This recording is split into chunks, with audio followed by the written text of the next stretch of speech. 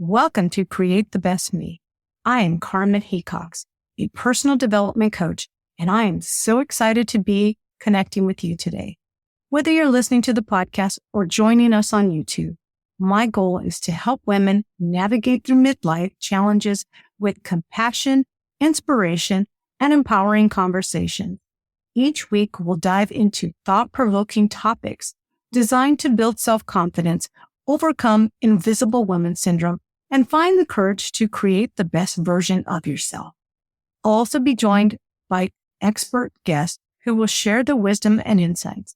So make yourself comfortable and let's embark on this journey together. Well, hello there, fearless midlife trailblazers. Welcome to Create the Best Me. If you are new here, I am so glad you made it here. If you're a returning listener, welcome back to the one and only place where we encourage and empower women in midlife to pursue their dreams and live life to the fullest. I am Carmen Hecox, your host and personal development coach. Today's guest is Dr. Hema Murty. She's an aerospace engineer and the author of Professional Woman's Guide to Handling Stress. She's also listed in the Who's Who in the World, an advanced yoga instructor. She's a certified online personal trainer and nutritional coach, and an expert in Indian philosophy. Her specialty is helping women over 50 get rid of their pain so they can enjoy life. Today, she's going to talk to us about how she does this. Let's dig into the conversation now. Hema Murty, or let me say, Dr. Hema Murty, welcome to Create the Best Me. I am so glad to have you on. Thank you, Carmen. I am so glad to be here. Perfect.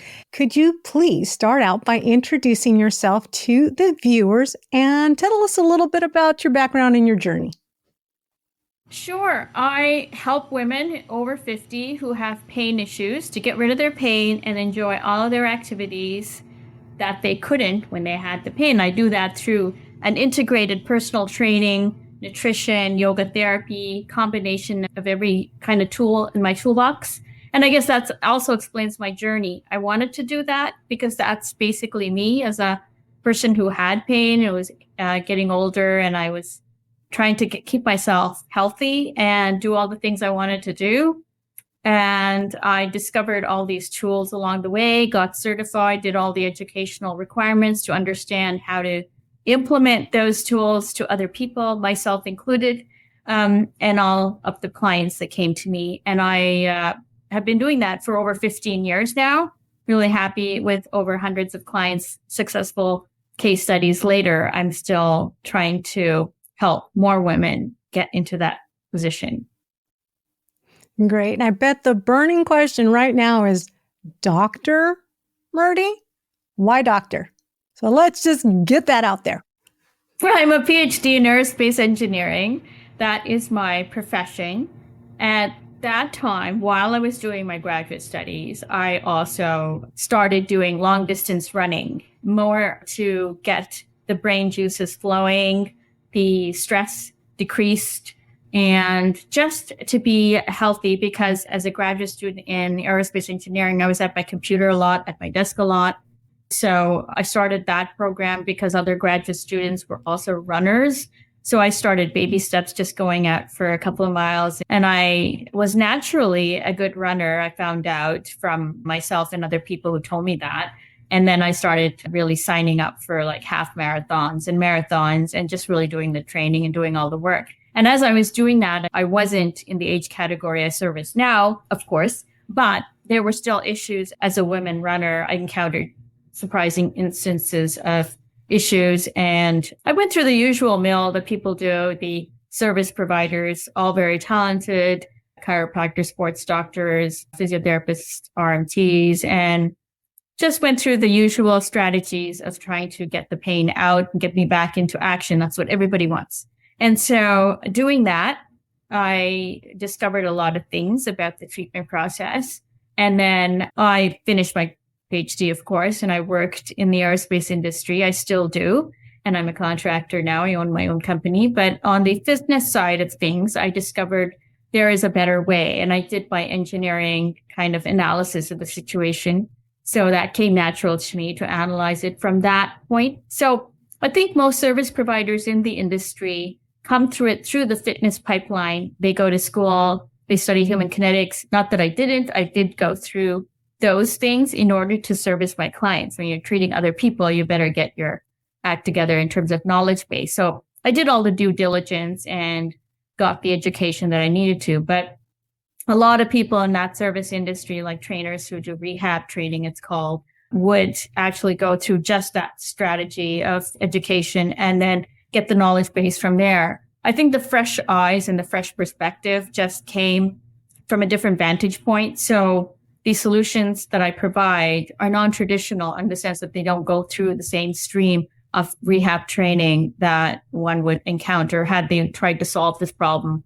from the traditional quote unquote framework. And so when I encounter a client and she's got issues, whatever it is that they tell me about, I look at it from a different lens, from the lens of a system, of a body that has a lot of moving parts, a lot of aspects to it.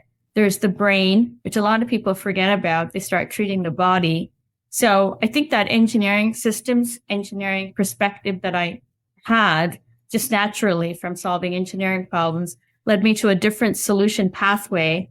And I was able to solve the problems with the pain. It just turned out that the solutions were a lot faster than had they gone the traditional route. And I always tell my clients, see me, get rid of the pain, but keep your service providers on hand. I mean, when you get your appointment set up with them, do the due diligence, do your usual strategies. If that's something that you think you're missing, that you want to go that route just to get a double check, or you just want to see them. I always say that some people like to go see their service providers and just make sure everything's working order. But those appointments can also take time, and they're also very stressful. You have to go somewhere, you're in your pain zone, and you have to go travel somewhere, and you have to sit in an office, all very, very stress-inducing kind of an environment. It's not very comfortable for them to do that. So I provide strategies to get rid of the pain, and then they can do what they want to do. Either they can go back to their activities and say, okay, well, it's not there, I'm not really caring. Or they can say, well, I still want to see, my regular chiropractor or my RMT or whoever. And that's totally fine. I encourage people to do what's comfortable and makes them happy. So tell me, why did you decide that women over 50 was your target market to help them with their fitness journey? Yeah, well, that's a good journey question, because I started my business, as I said earlier, about over 15 years ago, and started just servicing clients in general. I mean, I wasn't really particular, but I did have a women focus, because as I was going through my training, as my backstory, I found that training for women was not as good as it could be. I thought it could be a lot better. So specific to them. So I decided to just niche down into the women client category. And as time went on, I found that the women over 50 category were the most underserved population in the fitness service industry. That was just my anecdotal and may not be true all over the place, but it was my understanding of how things were going with the clients that I saw. That's the anecdotal story, case studies that they would report back. The case history would be that they would see their usual trainers or whoever they ran into at their usual place of working out. And that was just not a good fit for them, or it just didn't answer the questions or the pain issues they had. And so I decided, since that was the most underserved population, I would just focus on that. And that became a really good thing for me, because I can understand them. Being in that category now myself, I can understand why they would congregate towards a certain, one person that has specialized in that. And that would be now, of course, there's many service providers in that. But up to 10 years ago, there were no people who specialized in that category of demographic solely as their service industry category. And I know that when we had spoken before, you had mentioned that a lot of the women that you work with are women that are pretty active. I think you mentioned golfers. One of them like to ride horses. So you're finding them in a place to where they're injured and help getting them back into doing what gives them pleasure. Yeah, actually, that's basically my motto is that you don't train to train, you train to live better. And you don't go to the gym because, hey, well, maybe there's a category of people that like that, but we go to do the things we do because we want the benefits of that training or whatever it is we're doing, even a yoga class or a yoga session on our own that we may do. We do it because, the rest of the day I'm going to feel so much better. I'm going to feel de-stressed. My body's going to function. When I pick up my boxes to go and do whatever it is I have to do in my car, groceries, whatever it is, I'm going to not get into any pain zone or any difficulty with my bones or my muscles not functioning. So those are the things to remember. So we do the things, the training and all the exercises or the modality that we choose, walking, whatever it is. We do it so that on the end of that, the benefits is what we want. So as you pointed out, yes, all of my clients have activities that they're actively interested in for their own mental health. First of all, there's a friend thing, the friend zone thing that they have with all the people that they golf with or they play tennis with or they go for a walk with, whatever it is they do it with their friends, their buddies. That's a whole mental health game right there. And then if they're missing that, if they're off sideline somehow, it's the fun factor's gone. Their mental health has taken a hit and they're just basically not the people they want to be. That's just going to affect them in everything. So getting them back into their golf game, getting them back into their tennis game, getting them back on the horse. I did have a rider who fell off and hurt her back and other things. And, Humpty Dumpty kind of thing, just put her back together and, away she went. Of course, she had the immediate service providers who saw her, but she was left with a lot of issues that prevented her from being the rider that she could be. And it was always a trauma factor also that left that residue in her body. And so training her was a good experience for me because I realized that a lot of things about the physiology of riding and was able to help her just enjoy that again and not have the remnants of that incident. So she was able to get back, get the enjoyment, get the mental health. It's all about the mental health. I mean, I think we all know that fitness is a mental health game. Even though it's the physical body, it's the mind-body connection. So I think that's the important piece to remember. People think, I don't want to do this. I don't want to do exercise. Don't. Do something. Do something to move your body. And then even if it's just a walk around the blocks, guaranteed to change your mood. 5 minutes, you got this, and that's the other difference between my training methodology and people that come up with the usual training modalities is that, it's a little more rigid in the sense that it's a program, you have to do it. And I'm just going to be that person that orders you to do the program. Where in my context, I don't play that game at all. I mean, I'm just the guide. I'm just going to lead people to whatever they need. In fact, we may write a perfectly 100% scripted program for the client, come up to the session and not do an inch of it. Why? Because they'll present with something else that requires not this program today, maybe another day, but maybe they just need to talk to me and do some breathing. And that has happened many a time where I've come to the client's session with a scripted program based on what I know, what's hurting or what's not, and what are they up to? What have they done? If they've been on a long plane ride or something, and then I need to fix that. And then come to the session and find out, no, this is not what you need at all. You've had some stuff come up during the day. And I think, let's do something else. Let's do some breathing. Let's do some stretching. Let's do some TLC.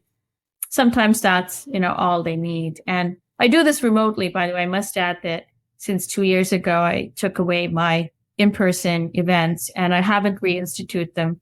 I've actually been successful in doing everything over video and phone to the extent that I did before. So I'm happy that I'm not missing anything in the in-person. Maybe it's just the fact that I was good at the video and good at the phone. I don't know. But so far, I have been very good with the distance type of training that I do. And so I'm one of the few online trainers. That means you can access me anywhere in the world and we can set up training sessions. If you have pain and any issues, I can certainly help with that through the online modality.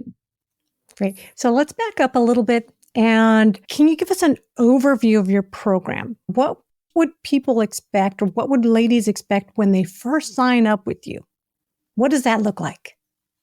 Yeah. Well, before even we set up any sessions or anything, we'll have a consult call. So the consult call is normally minimum 15 minutes.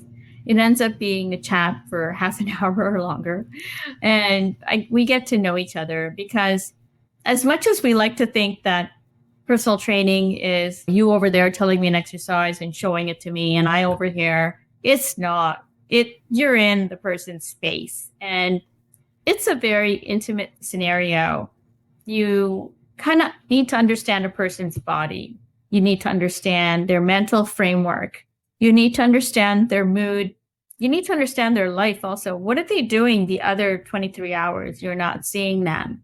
What's their sleep like? What's their personality like? Are they prone to mood shifts?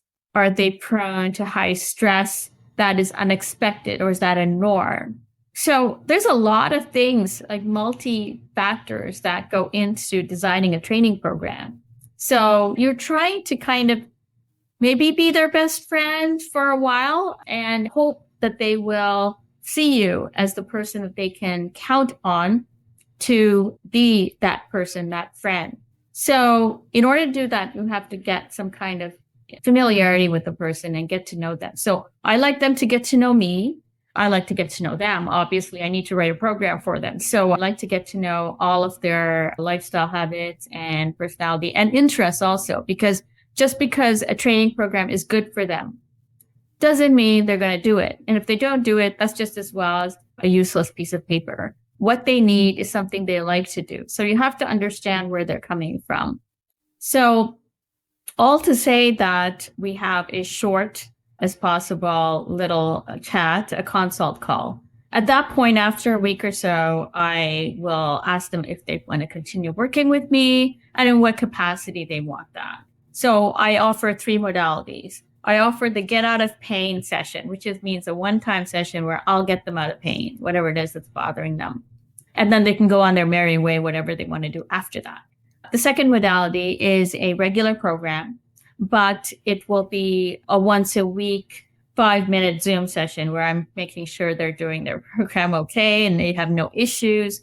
There's nothing surprising that's going to come. You certainly don't want to wait 4 weeks to ensure that their program is working for them. You don't want it that. You want to make sure it's happening on a week-to-week basis if that's something they're comfortable with. So it's all about their comfort zone. Then there's the high-end program where those clients just want me in their life. I am their buddy. And every training session we do together completely. Me on the phone if they're remote and they don't need video. A lot of them have worked with me so long that they know all the safety features of an exercise. So if I say something, if I name an exercise, if I prompt them for something, they know exactly what because I've already worked with them in person or I videoed with them in Zoom. So they know me enough. They've worked with me enough that they'll do it automatically without me with my eyeballs on them. So I can leave them alone. So I can just train with them for the hour on the phone, prompt them through cueing, verbal cueing. And they will tell me feedback. If, hey, that doesn't feel good. Okay, then are you ensuring all of these factors are good? And I can talk them through it.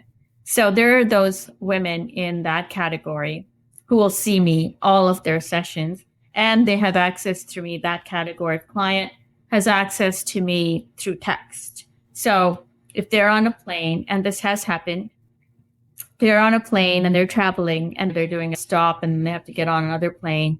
One client I had, a couple actually, but one in particular comes to mind that couldn't move. So something got triggered during the first plane and then she had to do a connector to get to her destination. And she was in the airport and sat there and then found out, oh, wait a second. This is not right. I have great pain in, whatever it was that was going on. So I think she told me at the time, if I can recollect, that she tried a few things that she remembered from our toolbox together. Unfortunately, there's no one answer to anything. So she did do her due diligence, tried her best, but nothing was working. And she could see it was going south. So texted away at me. Fortunately, I was able to get her out of it. and we did a few things. She didn't mind looking strange in the airport. So she did a few motions actually, and she went to the ladies' washroom and did them, and then came out and she said, "Oh, I'm so glad I was able to get on the plane because otherwise she wouldn't be able to get her connection. She wouldn't be able to get back home in time." So that was a real serious situation, but that has happened a couple of times with a few clients. But those are the clients in that high-end daily contact program where they are allowed to talk to me throughout. Whatever's coming up, I can get them out of it. So those are the categories of people. And we train as long as people want to. Of course, in the last category, I'm literally in your life. It's just, me in your life part of it. And then they get on a regular plan with that. But the second category in the middle one is out and in, meaning that if they're going away, like one client is going away for a long extended time. So we're just putting her profile on hold, and then she will climb back in when she's back to Canada. So the first get out of pain people, it's their option. If they want to get on a regular plan or they just want a program they want to do themselves, I provide that. So those are the modalities people work in. The actual what we do during the session is a combination of a million things because I have a lot of tools in my toolbox. So there's no one program that everybody's doing that's the same. Each program has an individualized kind of a pattern. So equipment also depends on who's doing what they need. So there's no one cookie cutter, one size fits all in any of those. They're all very different programs and they all address different issues, which they should, because all women are different. So let's back up a little bit. How do these three different tiers, how do these people, there's the one time help me get out of pain, and then there's the middle one. How do they learn these modalities? Are you sending them videos, or is there like a place where they can log on and watch you do the modalities so that they can kind of learn? Yeah. So the get out of pain, no, it's eyeballs on you. And because they haven't, probably more than likely, they're in the category where they haven't worked out with me. That's normally the category that goes into the get out of pain zone, meaning they've heard from a friend that I can do that that's something that I'm good at. And they're not just ready yet for signing up because they've got something else going on, like a gym membership, or they're happy with their trainer that they regularly see, whatever the case may be. But they know that I can get them out of pain. So they will have video chats with me until that pain is gone. So I'll develop however many sessions I think it'll take. Sometimes it's just one, depending. For example, I also teach regular yoga classes online. And there was one client in the class who I've noticed could probably use some assistance. So I did ask them separately outside of class, and they said, yes, there's an issue. And so what we did was set up a one-time online Zoom to get rid of it and the issue that was bothering them. And then I wrote up what they would need to do regularly and asked them to call me back if in a week that was still there, or if there was something that didn't feel right during the solution process, that procedure. But because they had worked out with me in a yoga format, they kind of got used to how I cue, and then were able to take the instructions, and I sent them video. We did it together first, so I explained. Then I said, I will be sending you a video of how this exercise is carried out. And then I told them a few modifications in case while they were doing it, I wasn't around. Like suppose they did it at night or something, or, some time frame where I was not available. Then I don't want them to be stuck, of course. So I gave them 2 or 3 variations. Hey, if you're doing this and this doesn't feel right here, this is how you can change this at this point. And this is how you would do this exercise if these other conditions are not met. And then you can change it this way. So I gave them a few options, and that way they're not stuck. That's the worst place to be. So they'll get themselves out of the pain zone, report back to me and say, all good, it'll work, you're great, and all this stuff that I get from them. And then they're good to go. So basically a video format, yes. And I drop them on a Google Drive, into that location. They have a shared space there with me. So all my clients will have their own folder on the Google Drive, and they can access also tracking. I do insist on a tracking form where they tick off when they've check their box, when they've done their classes, their exercise formats, whatever it is that I prescribed for them. So that way I can check also. And there's a lot of understanding too that life is life. And sometimes you don't get to your workout. And that's totally amazingly fine. And that's, I think, another exception that makes me different is that I feel it should be realistic because I came through that, through the life being sometimes inhibiting to doing a perfect plan of fitness, that best intentions and all of that. And sometimes you get up and life will present you with a good curveball that day. And maybe all you can muster is maybe one sun salutation. And then you got to get into the war zone for something that's got to be fixed. So that understanding is something that I totally agree with them that they should fly with it, do whatever they need to do and work around it. The workout should work around the life. You should not live for the workout unless you're in that very slight, small category of humans on the planet that find the workout to be your thing. And if that's so, great. If that's something. But for most of us, me included, the workouts are a way, all the fitness things that we prescribe are a way for me to get through my day better, get through all my activities better. I don't have to worry about knee pain when I'm asked to go walking with my friends. I don't have to worry and say, well, maybe it might strike while you guys are chatting and walking up a storm and I'll be stuck. So no, I don't want any of my clients or myself to be in that category. And so the workouts are a way to say, life can go on and I'm not going to miss a beat. I'm going to enjoy every ounce of it. And I'm going to do all the stuff I need to do to make sure that happens. And enjoyment is part of that. So how have you incorporated yoga into your fitness program? And what are the benefits that you've seen some clients receive from doing yoga regularly?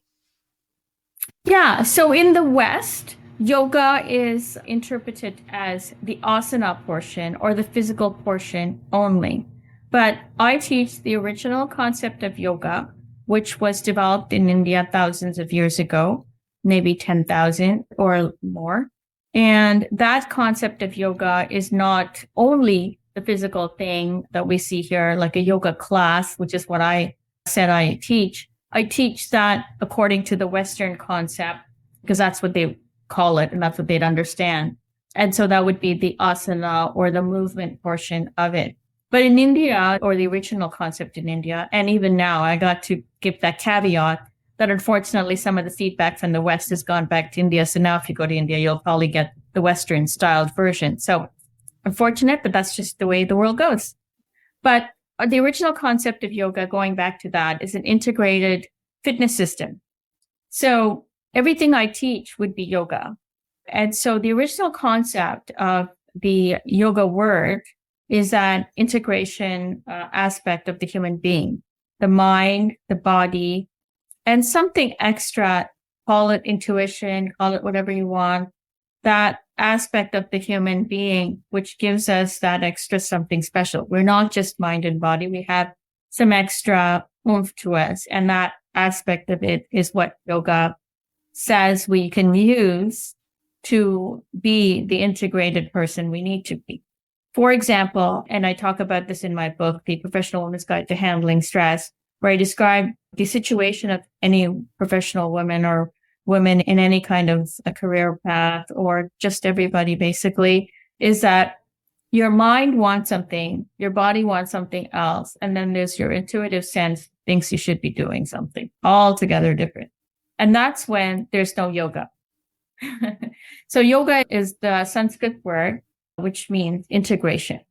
It means everything is integrated. And so you want to get to a state, the goal of yoga is to get to a state where what your mind and body want are in keeping, in resonance with what your intuitive sense thinks you should be doing, so that there's no disparate paths that causes the anxiety in the mind, which causes all the stress. And the source of all stress is when different parts of you want different things.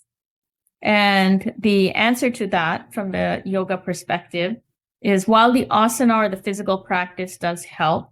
Why? Because we all know that movement and mental health are related. There's that mind-body connection. So what the Western side of it says is basically if you move your body in a certain way with breathing, you take your mind away from your issues for the moment, and then it gives you a clearer perspective. Why? Because you've got a little refresh button set, reset. So that's one aspect of it. So how do I incorporate yoga as the traditional sense? So I could even call my practice a yoga practice, and it wouldn't be just a physical asana with a mat. In fact, mats were never used in the class that I took because I took a very university level yoga. I have a master's in yoga from India. And so in those cases, those scenarios, you don't follow any of the traditional Western style yoga classes. It's completely different. But all to say that incorporation of yoga is from the traditional sense, which is an integrated body, mind, I call it spirit for the lack of a better word, or intuitive sense is another way of saying it, or just something extra that you feel you are more than the mind and body. You have some sense about you that you know that you should be better. Because I think a lot of people come to the fitness arena because A, their doctor told them to. B, they know that there's something missing from their life. And that's what I call that intuitive sense. C, they think that if they do something else, they will solve some of their problems. If you keep doing what you're doing, you're going to get what you get, right? So there's that old adage that I heard somewhere. Someone must have said that before me, I'm sure. And basically, you have to do something different. And moving your body differently is always a good start because it's the lowest hanging fruit, it's the easiest thing to do. So I think there's that sense that people think that that would help. And of course, they're right, because if the body is having issues as we age, then the yoga mindset and the yoga body, the yoga spiritual sense will all help.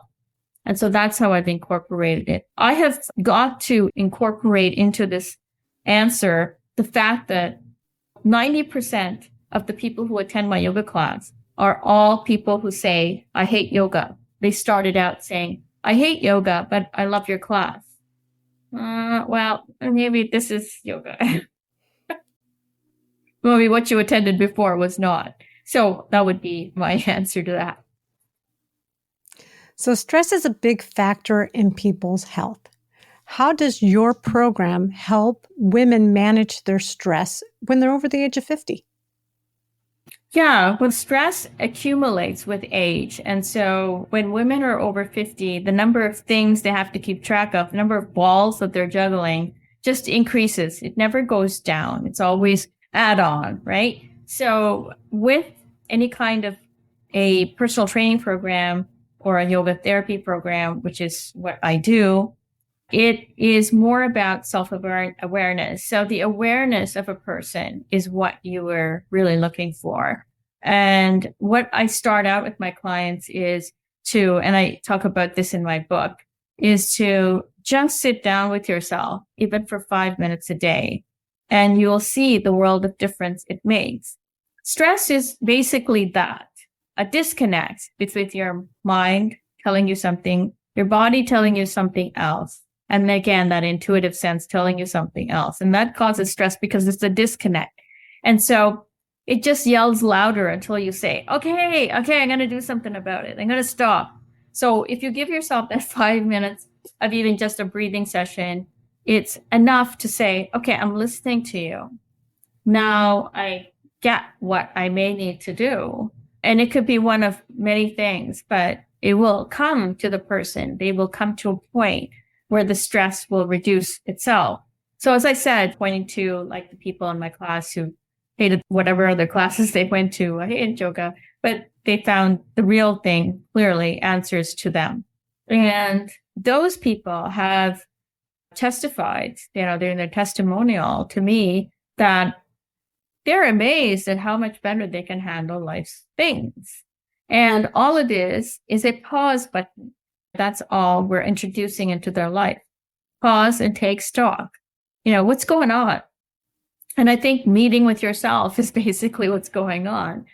Every morning, if you carve out 5 minutes, and time is a premium for everyone, but everyone has 5 minutes where they're scrolling through feeds. Don't tell me anyone does that. So I know everyone's got 5 minutes. So instead of scrolling through the feed, just put your phone away for those 5 minutes, scroll after, and then take stock. You might do a breathing exercise. And I have exercises in that book that I was talking about. Or you could just take a piece of paper and start scribbling all the things that are going on with you. Just do a brain dump. What are all those balls that you have in the air? What are you juggling? And perhaps just from the brain dump, you might find that a solution to your own issues. You may find some clarity just from doing that because you were trying to keep it all here. And if you do a brain dump, suddenly it's on the page and you can afford to let go of remembering all of those items. You can maybe just remember what you need to get done today. Maybe there's an emergency report where you better start attending to, or maybe there's a kid issue that you need when children's issues or something that needs attention for today. And that would be today's thing. And just get more aware of all the things that are going on and why you feel that way. Also, physicality. One of my clients told me, I don't put my shoulders to my ears anymore when I walk. And she's been working out, doing personal training with me. It's not even yoga, so movement is an amazing tool. So the Indian traditional yoga definition is the body-mind connection, that you put your mind onto your body's movement. And that's the integrated approach. And then from that comes an awareness. You've triggered an awareness that carries throughout the day. And that's where the amazing spark comes, and you feel, oh, wow, that workout really helped me. Well, it was just you putting that mindset into your equation and creating that awareness. And that makes everything so much better, because all of a sudden you're tuned to what your body's doing. You're tuned to what you're getting. What's your input? What are you taking in? A lot of my clients who have gone through have started making life changes with no prompt from me, because they realize once the body-mind connection has been made, they're plugged in to that self-awareness loop.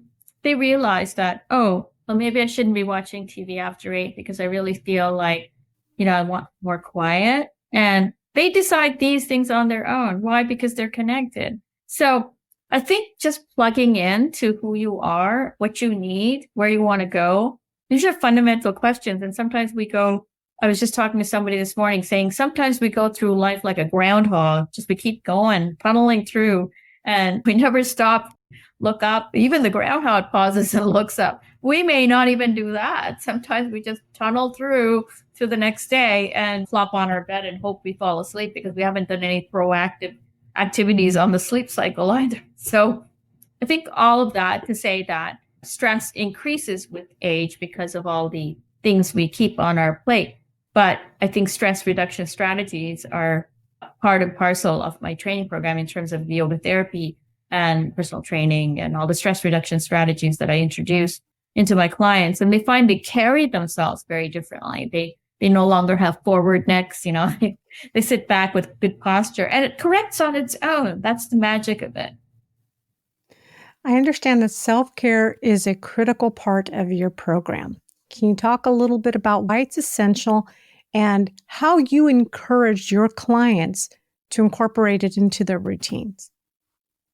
Yeah, for sure. And as I said, just in the last bit with the yoga mindset aspect, the yoga aspect, or the Indian traditional science of yoga, is that we look at the world through an integrated approach. We know who we are. We know where we want to go. And we know what helps us and what doesn't serve us. And when you do that, your stress reduction goes down. So that total aspect, that total practice is a very self-care practice. I mean, in India, they didn't call it self-care. In India, they wouldn't call it life coaching. Well, maybe now. Okay, this is 2023. So I'm talking about, 20, 40 years ago when I studied. So I think, I grew up in the yoga tradition. So I've been doing this since I was a child. So I knew, the whole yoga aspect of it, the yoga science of it, and the traditional aspect of it, the cultural aspect of it. So self-care is a term that the Western tradition has introduced. Very good term, because it's not part of the training process. But if you go to the gym, it's self-care because you're not doing it for anybody else. You're doing it for yourself. If you choose on any given day, suppose you choose a healthier option for food, then that's self-care. And if you choose to go for a walk around the block, that's self-care. So self-care means self-awareness. And the yoga mindset and the training women over 50, I think it all hinges around that self-awareness. What do you want? It's a funny question, but it's true. Fewer people ask themselves. And, it kind of segues back from the previous question. This question segues from that because juggling many balls into the air of all the things you have to attend to and all the things on your radar. And you forget that the I, that one in front of all the zeros that you're carrying. So you can carry 100 things, but if that one, which is you, is not present to what you need, then, it's not going to be going well for taking care of all those ideas. If you want to take care of the world around you, you must be able to be as fit and present as possible. And I think a lot of people don't answer that. What do you want? But in my training program, the first thing that, clients get to ask themselves is, where am I? Am I where I want to be? Because if not, that's where your disconnects come from. And that disconnect creates the stress. That disconnect can create more outward awareness rather than internal awareness. So self-care, self-awareness will come out. They're just fallouts of the whole training program. Why? Because the first thing I ask them in the consult call is, what do you want? What would you like to have? There's no one size fits all. There's no thing that says you have to be this way. This is the structure you have to be. These are the clothes you have to wear. This is what you have to eat. And that whole nutrition stuff in that equation has been taken way, way out of proportion because what I see, from the Indian mindset, there's a common sense approach. And I'll explain what the Indian mindset is. You eat food and there it ends. That's what you have to do. But over here, I find that there's a big spectrum. When you start talking fitness, people start throwing kale in your face. It just becomes a really weird phenomenon. Like, what happened to enjoying life? I coach all my clients to say, just keep to your regular habits. Don't go weird. Don't go buy weird food, weird in their vocabulary, because that's what they say. That's their word, not mine. I just say, just do your regular, whatever your family eats, you eat, and don't go into any crazy zone. Self-awareness tells you when you're full. Self-awareness tells you when you're hungry. Self-awareness tells you what you need to eat, what will fuel you, and what it creates fun. So if suddenly, it's a Saturday and your family wants to go out and have fun, you should be a part of that. Totally. And you should never negate anything. The other day I saw some reels about packing food for travel. And I thought, no, don't pack any food for travel. You've got this travel experience. Why don't you just enjoy it? The airports are chock full of nice surprises. Go enjoy it. It's not going to affect you.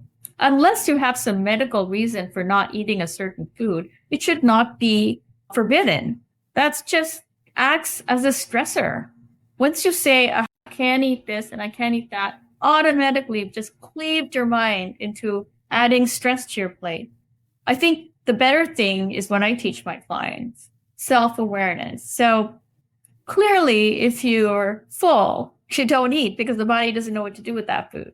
So, and there it ends. There's my nutrition program in one word. So just enjoy life. It's so short. A lot of my friends with younger children, they tell me how fast they grow. Well, you're growing too. So are you going to turn the corner and then something different's going to happen? Look at 2020. There's such a major change. So you don't know what tomorrow brings. So try to enjoy today as much as possible. Don't deny anything for yourself. Don't pack travel food. Just enjoy the airports. They're so fun. And there's a lot of fun things you can do in an airport with your friends. Hopefully you're traveling with friends or family, or even by yourself, discovering how amazingly stress-free would that be if someone just said, oh, well, I'm going to get over there and I'm going to discover what this new airport has for me. Or when I get to my destination, I'm going to discover what that city has to offer. I'm not going to worry about something cast in stone to deliver my enjoyment. That's not going to be fun at all. So, I mean, I've diverted a little bit from your question, but self-care means being aware. And so that also segues into the nutrition piece of my training, which says, you're aware of what your needs are. And if something you need is something that you need to go get for your own nutritional needs, then that will be satisfied through that. You will discover what that is for yourself. Nobody has to tell you anything. If there's one piece of advice that you could give the viewers or listeners, especially women who might be over the age of 50, who may be thinking about starting their fitness journey, what would that be?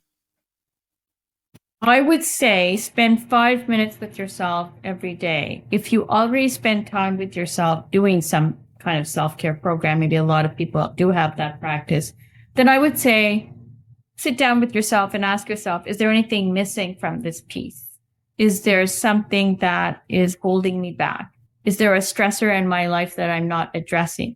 So again, it's another 5-minute conversation with yourself, and do it every morning. Don't stop at once and saying, oh, I'm good. You were good today, but tomorrow might be a different day, might present different circumstances. The world might be different. And maybe that's affecting you at some level that you're not even aware of. So I would just say that one piece of advice that everyone should do, but specifically this demographic of women over 50 who serve the world in many different ways and sometimes forget about themselves in the loop. I would say spend 5 minutes on yourself each day with nothing more than maybe just you, maybe a piece of paper, no electronic gadgets, just you, a piece of paper, a pen, and just try to spend it alone with yourself and see, what do you want? And just answer that question. And how can the viewers or listeners get in touch with you or find out more about your programs? Yeah, I have a website which is undergoing some renovation, but you can still access me at getshanti.com. That's GETSHANTI.com. And on that, you can do a contact me. Also, I'm on Instagram at over 50 fitness with Siva, SIVA. SIVA is Siva. It means auspiciousness. So I try to introduce that into my program. So that makes me a little different. That's why I put it into my handle. So it's over 50 fitness with Siva on Instagram. That's a good place for me to find me. And also on my website, getshanti.com. Email me at hema@getshanti.com. And we can connect up and you can have a free consult. Perfect. Thank you so much for coming on the show. I know that our viewers have gotten a ton of information here. Thank you, Carmen. I really enjoyed talking about my favorite topic, training women over 50 and getting them to their goals. And that's really what I want to do more of. So hoping if any of you have any questions, to just talk to me, and I would love to talk with you. Just have a chat. Great. Thank you. Wow. I don't know about you, but I'm just left in awe over all the information Hema provided today. She's such a smart woman. And what I really love about the information she shared is that she takes the time to get to know her clients, and she designs a program that she knows her clients will follow, and it will help the clients achieve their own personal goals. Hema understands that we're all different. And as we age, there are certain movements that we just can't do due to prior injuries, genetics, or degenerative changes that are just a part of getting older. Hema's information and today's transcript can be found at createthebestme.com/EP026. If this episode resonated with you, please hit subscribe to stay updated. Join me next week when we'll delve into the topic of self-care. This episode is one you won't want to miss. Until next time, keep dreaming big, take care of yourself, and remember, you are beautiful, strong, and capable of creating the best version of yourself. Thank you for watching. Catch you next week. Bye for now.